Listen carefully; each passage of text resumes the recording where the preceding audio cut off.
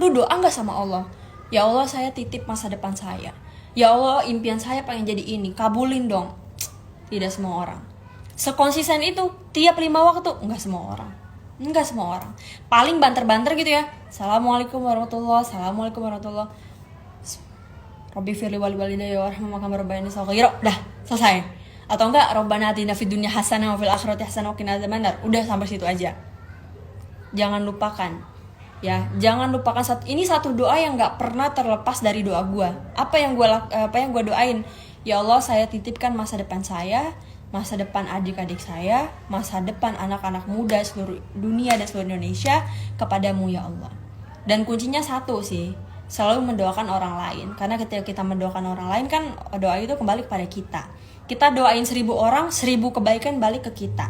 Maka kita lebih cepet tuh nyampainya gitu loh, dibanding kita cuma doa buat diri sendiri gitu. Jadi intinya itu, kuncinya satu. Bagaimana sih caranya sukses di usia muda? First step, go to Allah. That's the only answer that I can give to you ya.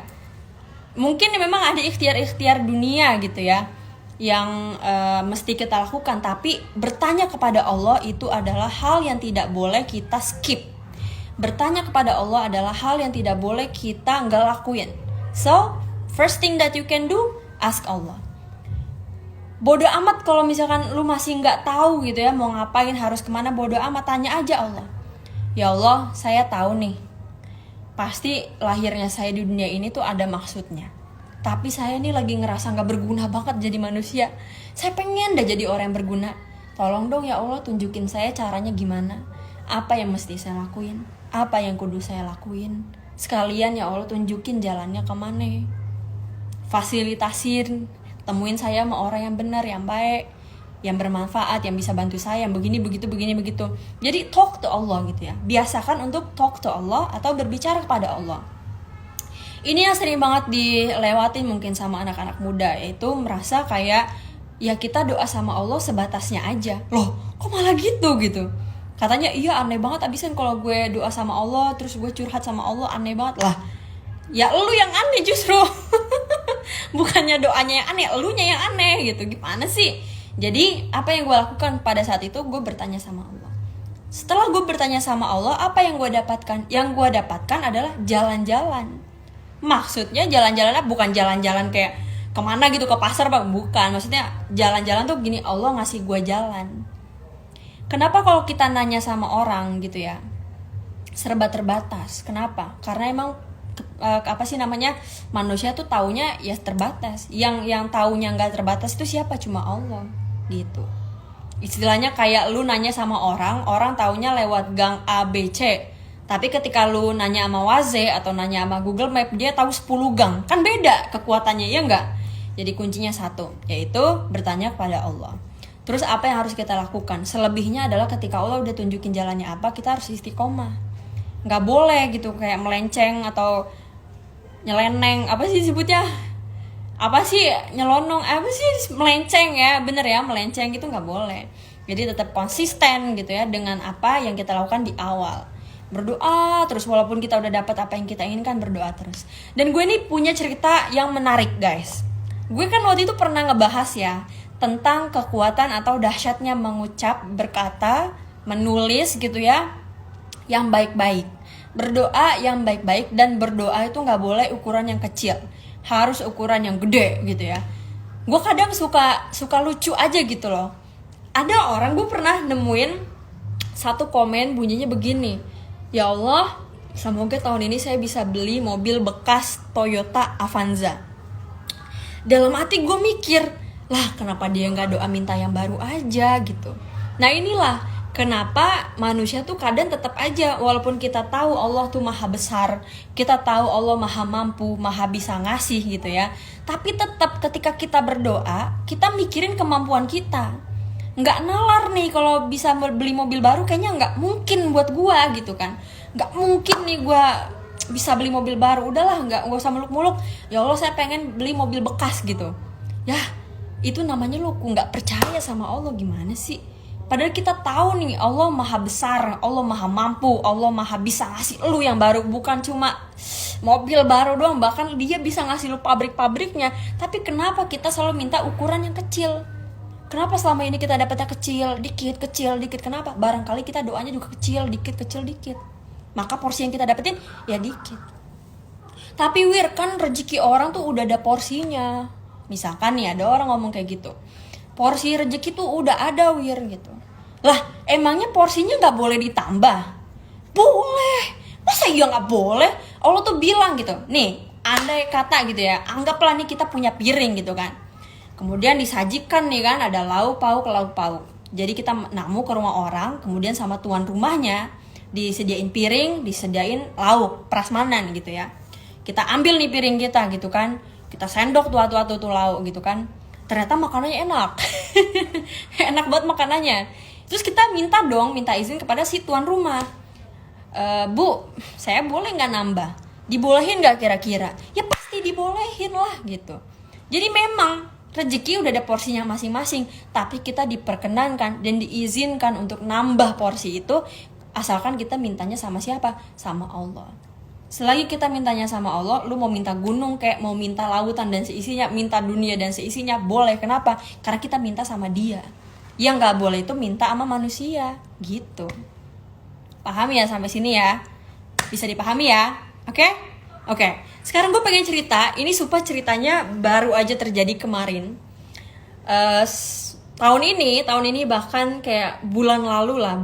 Enggak lama sebelum gue berdoa gitu ya, gue udah dapet jawabannya. Jadi gini guys, gue waktu itu doa pengen minta duit 10 miliar.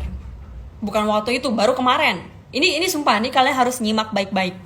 Jadi gue doa minta duit 10 miliar. Dan itu doa selalu gue sebutkan di setiap sujud sholat gue gitu ya.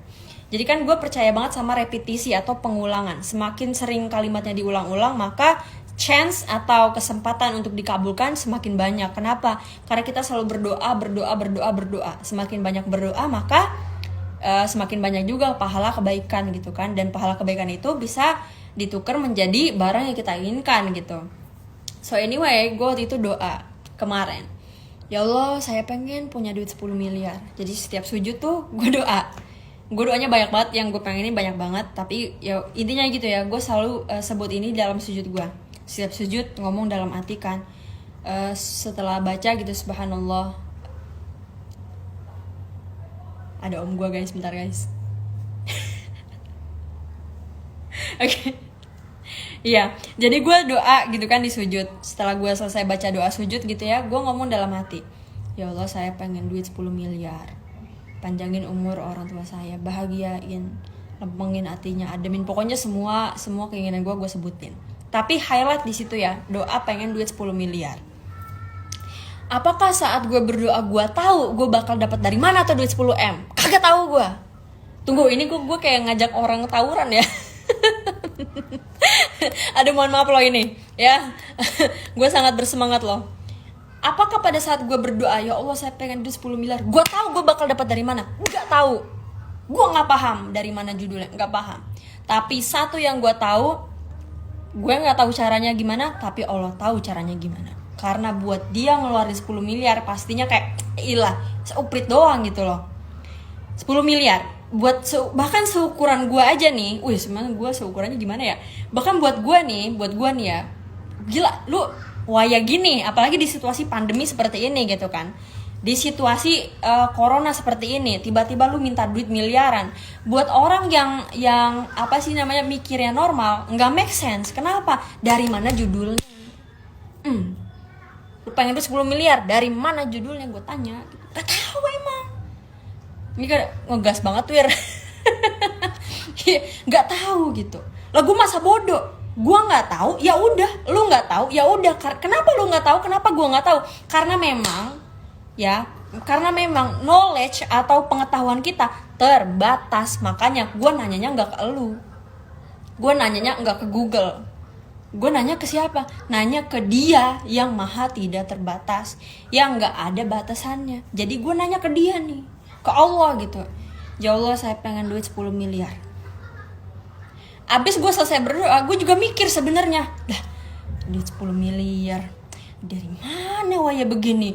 Kayaknya tuh dapat 100 ribu aja nih sekarang nih udah luar biasa sekali gitu kan.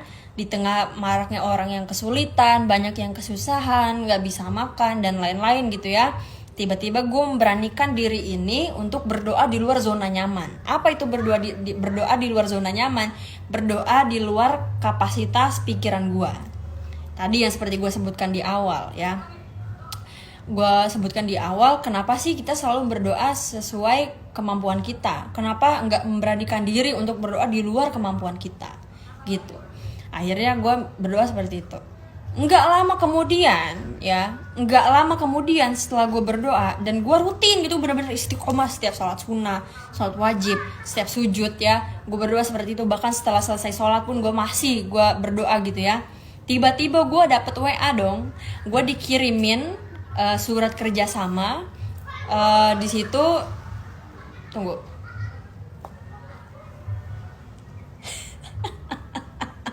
Ya, gue dikirimin WA isinya surat kerjasama, dimana itu nilainya bisa sampai 20 miliar lebih.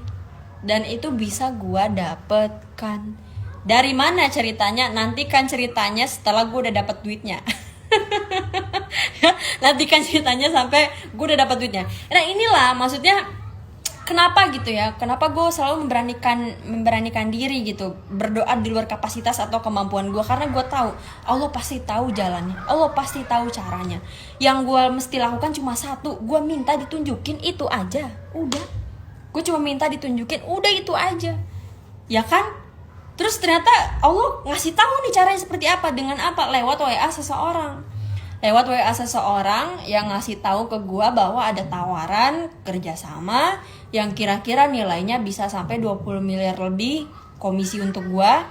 Dan bahkan itu mungkin skalanya bisa 100 M atau berapa M lah itu si project tersebut gitu ya. Tapi gue bisa dapat 10 M waktu itu. Gue bisa dapat 10 M. Terus gue mikir-mikir lagi, waduh, kan gue sebelum gue berdoa nih, bahkan saat gue berdoa, gue mikirnya 10 M itu impossible. 10 M itu angka yang kayaknya agak susah diraih gitu ya. Ingat loh catatannya di situasi seperti ini, karena gue doanya mintanya tahun ini juga gue punya 10 M itu. Tapi setelah melihat angkanya dan melihat caranya ini memungkinkan buat gue punya, akhirnya gue naikin lagi nih level doanya. Ya Allah, saya gak jadi minta 10 M, saya mintanya 20 M. Sadis loh, sadis. Maksudnya gini, kita tuh masih muda guys, jangan minta seukuran jajan anak kos gitu loh. Gue tahu nih mungkin sebagian dari kalian ada yang ngekos, ilangin lah image anak kos itu bokeh, anak kos itu nggak punya duit, ilangin ya. Mulai sekarang kita start doanya miliaran, bahkan kalau bisa triliunan, tapi ya udahlah miliaran aja dulu ya. Ngerasain ngeliat duit 1 M tuh kayak apa sih gitu. Ini bukannya gue mau nyombongin atau gimana, gue pengen ngajak kalian tuh untuk bergerak gitu loh. Jangan ragu, jangan takut, doa, minta sama Allah. Itu yang pengen gue tekanin sama kalian gitu. Mulai sekarang gitu ya, doalah di atas ukuran kemampuan kalian, doalah di atas kemampuan kalian, doalah di atas apa yang kalian tahu. Kenapa? Karena kita punya Allah yang maha besar, yang maha memampukan, yang maha bisa, yang maha mengabulkan gitu ya, yang maha tahu gitu ya masa depan kalian seperti apa. Jadi bagaimana sukses di usia muda? Adalah dengan cara apa? Kita deket sama Allah. Ketika kita deket sama Allah, dia bakal ngasih tahu caranya, jalannya, bahkan dimodalin. Lo pengen jadi apa, lo pengen kemana, lo pengen sekolah dimanapun, lo pengen kuliah dimanapun, nanti lu akan ketemu jawabannya. Kapan? Ketika lu udah bertanya kepada Allah. Gitu ceritanya. Cocok nggak? Ini nih kayak begini-begini jarang lo didapetin sama orang. Biasanya nih ya walaupun nggak salah sih, namanya juga ilmu. Dan I really appreciate every knowledge that I have or I get gitu ya.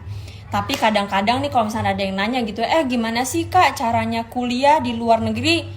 Terus dia bilang gini, oh ya kamu nanti bisa lewat jalur beasiswa di sini, kamu daftar di sini. Menurut gue gini loh, nggak apa-apa lu nyoba jalan itu, nggak apa-apa. Tapi buat gue yang yakin banget bahwa jalannya dia itu banyak banget, buat gue yang yakin bahwa kemampuan Allah itu di luar cuma soal beasiswa gitu ya. Jadi gue langsung beloknya atau langsung apply beasiswanya ke Allah gitu. Gimana sih caranya meng-apply beasiswa ke Allah? Gimana caranya minta beasiswa ke Allah, dengan cara apa? Ya udah gue doa gitu loh. Gue bawa dalam sujud gue bilang, ya Allah saya pengen keluar negeri, biayain. Gila loh, dapat beasiswa dari Allah, gimana ceritanya coba? Ya, nggak usah banyak nanya bagaimana, nggak usah banyak nanya. Semakin lu banyak nanya, semakin lu nggak melakukan. Jadi udah, intinya lu yakin, udah cukup situ aja. If you believe, then do it gitu. You believe, then do it gitu. Do it now. Or nyesel later, iyalah. Lakukan sekarang atau enggak lu bakal nyesel nanti. Oke? Seperti itu. Bagaimana caranya minta beasiswa ke Allah? Udah gua jawab tadi ya. Oke, sekian guys dari gua. Semoga bermanfaat. Insyaallah live-nya akan gue save. Thank you so much for watching. Insyaallah sampai ketemu lagi di live yang akan datang. Assalamualaikum warahmatullahi wabarakatuh. Dadah.